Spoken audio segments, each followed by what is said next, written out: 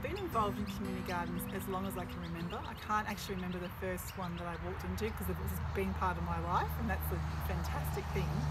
There's been more kind of formal involvement when I was working with Cultivating Community in Naarm, Melbourne, where a whole team helped manage community gardens and school gardens on housing estates in particular, and that was a really joyous couple of years of my life just to see the diversity of people accessing those spaces and benefiting from those spaces environmentally through food production and just plant production, but also socially through connecting with their community, and so they're growing food and they're growing community, and that is the absolute aim. At the conference here we've heard a lot about collaboration for community gardeners and for permaculture and other social movements. How important is collaboration? I think collaboration is an absolute golden key that we can all grab onto. It will enhance our work and it will bring a lot more magic and reach to our work.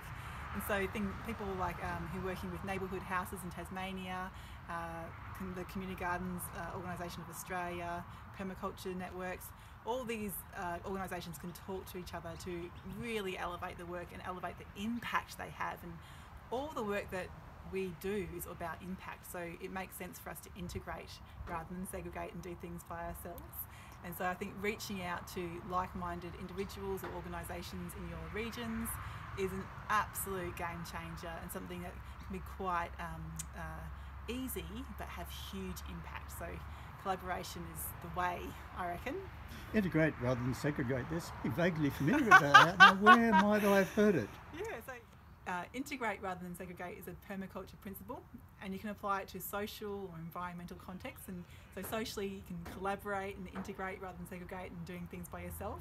Environmentally you can really have diversity of good plantings in your gardens or your farms. Both of those applications, socially and environmentally, have wonderful outcomes which are all beneficial. So you never go wrong when you encourage diversity, and that happens gorgeously with community, with social connections, and it happens wonderfully in landscape. So if somebody wants to start a community garden, what do they need to think about? What are the things, the big picture things? So starting a community garden is a beautiful beast. It has so many variables depending where you are in the country. So accessing land is obviously key, and that might be council land, private land, business land, who knows? You have to think outside the box sometimes. And I think finding that and having a good relationship with that landscape and the people who may own or manage it is really key, so you can have longevity of that land.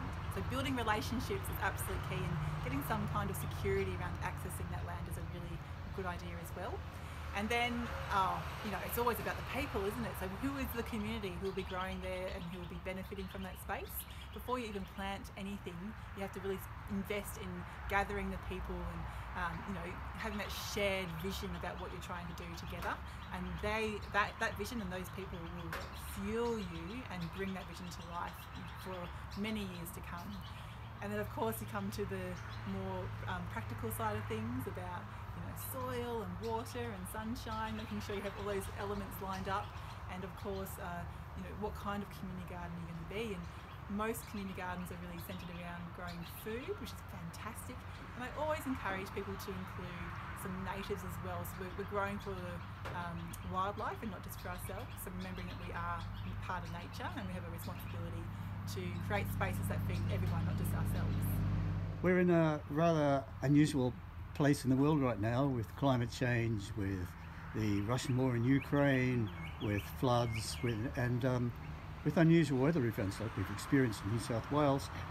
When we look at things like permaculture, and within that things like community gardens, community food systems, how can we sort of expand on those things to make places not only food secure but more socially secure? Yeah, the world is a pretty interesting place right now, and there are a lot of tricky situations which we can't possibly address in our local neighbourhoods, and we have to acknowledge that. We're not going to solve world wars or huge conflict by what we do in our personal gardens. I get it. And we all need to start thinking about how we can live more locally, connecting more strongly, and building these networks which actually have huge ripple effects.